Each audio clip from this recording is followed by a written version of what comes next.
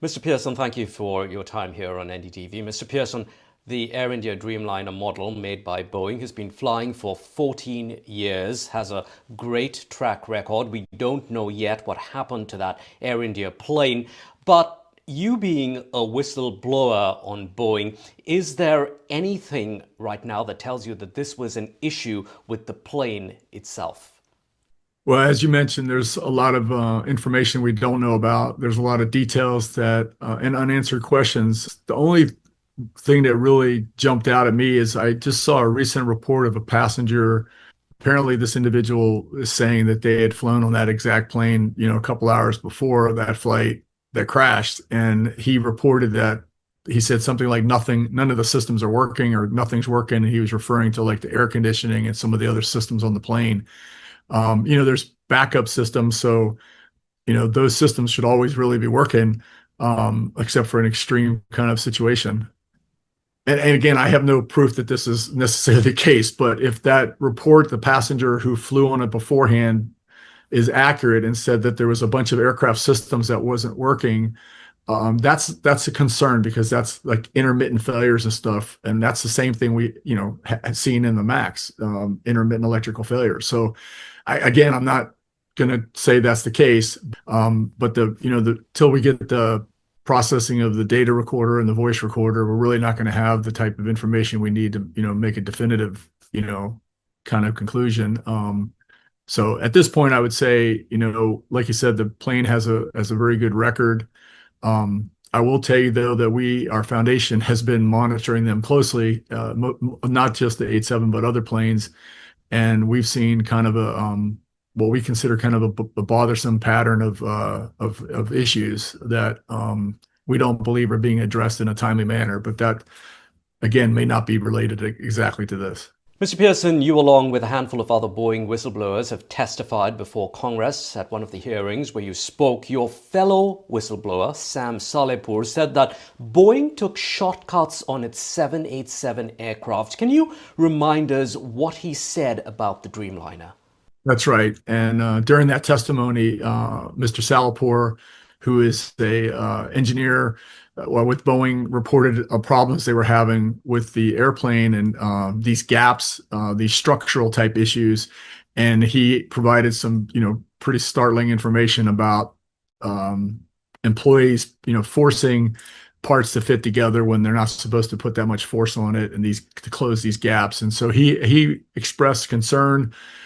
He apparently did everything he could inside the company to raise these concerns, and he really wasn't getting any adequate response. So he felt it was necessary to become a whistleblower. Indeed, Salehpour's testimony was startling, where one of the things that he said was, like you alluded to, Boeing staff jumped on plane parts to make them fit, but Boeing, of course, disputing those claims, saying that the Dreamliner was put through over 150,000 tests and the airframes are fine. Now, Mr. Pierson, though, let's talk about the 737 MAX, which saw two crashes. Boeing agreed last month to a payout of over $1 billion for what happened. Now, you worked at the MAX factory. What exactly alarmed you? There was a lot of indications of chaotic and dangerous manufacturing.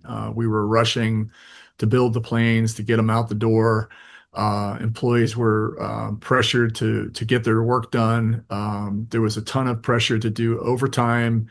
There was parts issues. We had aircraft systems issues, functional systems testing, electrical systems testing in particular, that I remember that we're having difficulties with. And I was concerned, just from my professional background in aviation, I was very concerned that we were taking unnecessary risk and we were risking the safety of the passengers and flight crew. Mr. Pierson, was this an issue with the MAX factory or something across the board at Boeing? Well, these issues are definitely corporate wide. I mean, the same programs, the same leadership is put in place. And so airplane programs are supposed to be very similar in terms of how they're managed and the oversight. Mr. Pierson, in your testimony before Congress, you said that aviation in the US has gone from a gold standard to a fool's standard.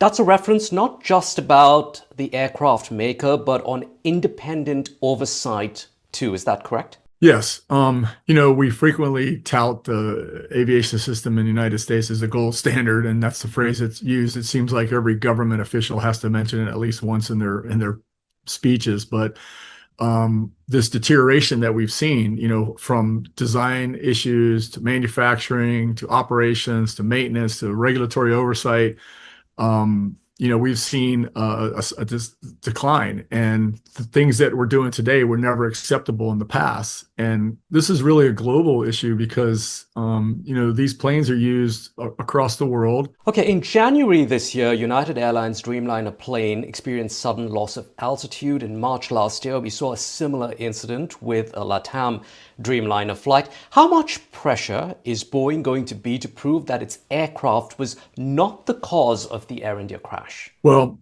those other incidents, the United incident and the other airplane, the LATAM incident you referred to, those were sudden drops or sudden loss of altitude. We actually are concerned about that because we've seen a lot of incidents, seems like, on the 87. As far as there is no direct connection between those two incidents that we see and the accident that just happened. But I will say that we expect the authorities that are doing this investigation to be honest, to really be truthful about what happened, and don't downplay things and deny things.